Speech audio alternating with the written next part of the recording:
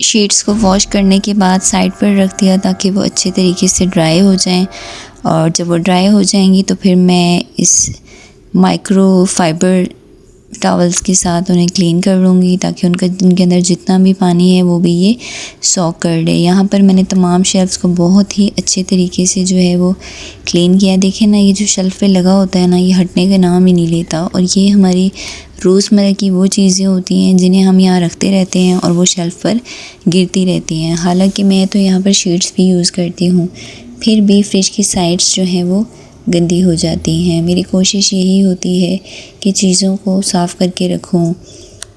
Fridge में जो है वो आप प्लास्टिक बैग्स को हरगिज़ ना रखा करें, उससे आपके फ्रिज की हालत और ज़्यादा ख़राब होती है। कोशिश किया करें कि वेजिटेबल्स और फ्रूट्स जो हैं उन्हें साफ़ करके, क्लीन करके और ड्राई करके फ्रिज में रखें। तो यहाँ पर मैंने सामने के रैक्स भी अच्छे तरीके से साफ़ कर लिए, क्योंकि मेरे ये जो रैक्स पे सामने लगी हुई हैं ये इतने गंदे इसलिए नहीं होते, मैंने इन पे शीट्स बिछाई हुई हैं। शीट के बिछाने से ये फ़ायदा है कि आप बस शीट उठाएं और उसे वॉश कर लें। आपको ये रैक्स निकालने की ज़रूरत नहीं है और ना ही आपके ये रैक्स इतने ज़्यादा गंदे होते हैं। अक्सर लोग कहते हैं कि हमारे फ्रिज की जालियाँ बहुत जल्दी ख़राब हो गई हैं, तो ये भी एक वजह है जिसकी वजह से आपके फ्रिज की जालियाँ बहुत जल्दी ख़राब हो जाती हैं कि आप डायरेक्ट हर चीज़ जो है वो इनके ऊपर रख देते हैं। सो प्लीज़ कोई भी शीट ज़रूर यूज़ किया करें इन जालियों पर। फ्रिज साफ़ करने के बाद मुझे जो मुश्किल काम लगता है वो है सारा सामान दोबारा से अरेंज करके रखना और हर चीज़ को जो है वो क्लीन करके दोबारा से रखना ताकि अच्छे तरीके से फ्रिज की डीप क्लीनिंग हो जाए।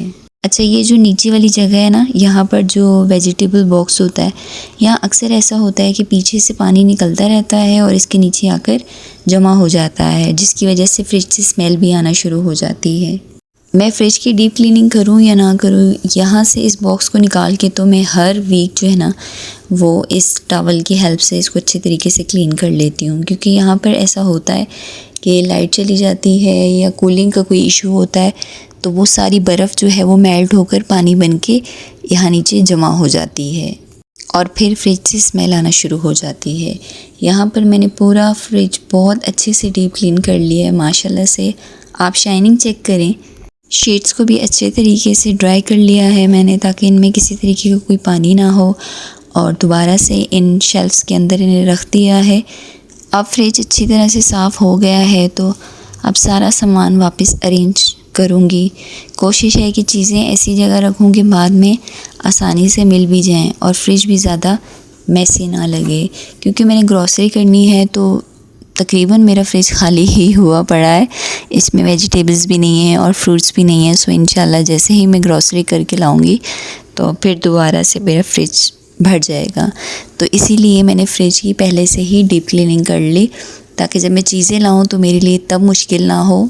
उस टाइम फ्रिज मेरे लिए साफ़ करना ज़्यादा मुश्किल था और अभी आसान था क्योंकि अभी फ्रिज में कुछ भी नहीं है। तो आप भी ऐसे ही किया करें कि सामान लाने से पहले फ्रिज की डीप क्लीनिंग कर लिया करें।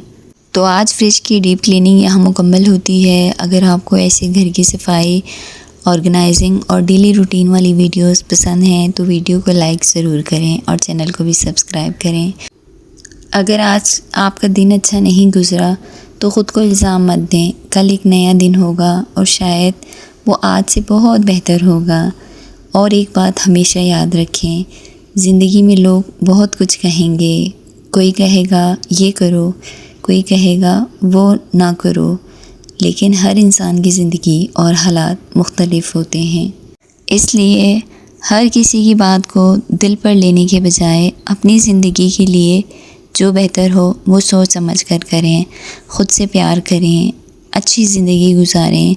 देखिए, ज़िंदगी आसानियों का नाम नहीं है, यही ज़िंदगी है जिसे हम जी रहे हैं और हम ख़ुद से ही ख़ुद मोहब्बत कर सकते हैं। कोई भी हमसे उस तरह से मोहब्बत नहीं कर सकता। तो अपनी दुआओं में याद रखें। मिलते हैं एक नई वीडियो के साथ। चैनल को लाइक और सब्सक्राइब ज़रूर करें।